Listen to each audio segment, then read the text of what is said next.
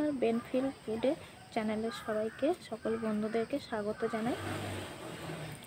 আজ আমার চ্যানেলে এটি প্রথম ভিডিও। এই ভিডিওতে আপনাদেরকে দেখাবো কিভাবে ঘরোয়া পদ্ধতিতে কিভাবে চুলা বানাতে হয়। তাই বন্ধুরা ভিডিওটি স্কিপ না করে প্রথম থেকে শেষ পর্যন্ত দেখার অনুরোধ রইল। ভিডিওটি যদি ভালো লাগে তাহলে চ্যানেলটিকে সাবস্ক্রাইব করবেন, পাশে থাকা বেল বাটনটিকে প্রেস করে নেবেন। যখন কোনো নতুন ভিডিও আপলোড করি সেই ভিডিওর নোটিফিকেশন সবার আগে পেয়ে যাবেন।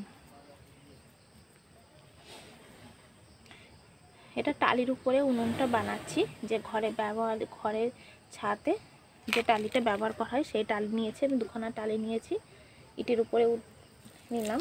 আপনারা চাইলে এমনি মাটির উপরে করতে পারেন উনুনটা, তো টালির উপরে নিলে কি যেখানে সেখানে নিয়ে যেতে পারবেন।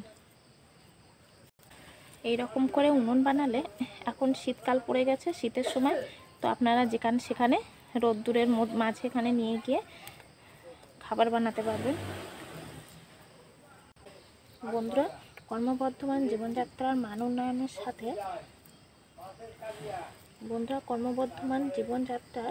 উন্নয়নের সাথে সাথে জীবনের শৈলী পাল্টে যাচ্ছে। ফলে লৌকিক আচার ব্যবহার, পোশাক পরিচ্ছদ, খাবার দাবার সবই পাল্টে গেছে। কিন্তু বন্ধুরা, গ্রাম বাংলায় ততটা পরিবেশে পরিবর্তন আসেনি যতটা শহরে দেখা যায়। আমার চ্যানেলের নাম বেনভিল ফুড হলেও এর প্রকৃত অর্থ হলো বাঙালি ভিলেজ ফুড। অর্থাৎ এই চ্যানেলের মধ্য দিয়ে আমি চেষ্টা করব প্রকৃত গ্রাম বাংলার খাদ্য এবং বন্ধন প্রণালী, যার মধ্য দিয়ে আপনারা খাঁটি বাংলার খাবারের ঐতিহ্য দেখতে পাবেন। তাই আমার প্রথম ভিডিওর নিবেদন মাটির চুলা তৈরি করা। যদি ভালো লাগে লাইক কমেন্ট এবং শেয়ার করুন। বন্ধুরা, এখন শীত পড়ে গেছে, তাই রান্নাঘরের মধ্যে অনেক সময় রোদ্দুর পৌঁছায় না, তাই এরকম একটা মাটির চুলা বানিয়ে নেবেন। তো যেখানে সেখানেই বসে আপনারা খাবার বানাতে পারবেন। আর কাঠকয়লায় রান্না করলে রান্নার স্বাদও ডবল হয়ে যায় এবং শীতের মিষ্টি রোদ্দুর আপনাদের গায়ে লাগবে।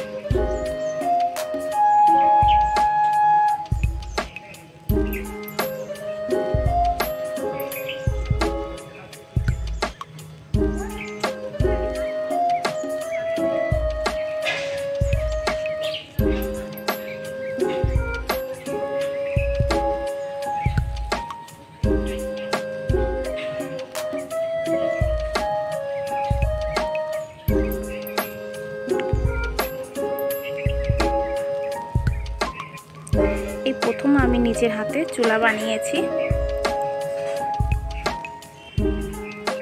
প্লিজ আমাকে একটু সাপোর্ট করবেন যাতে আমি এগিয়ে যেতে পারি।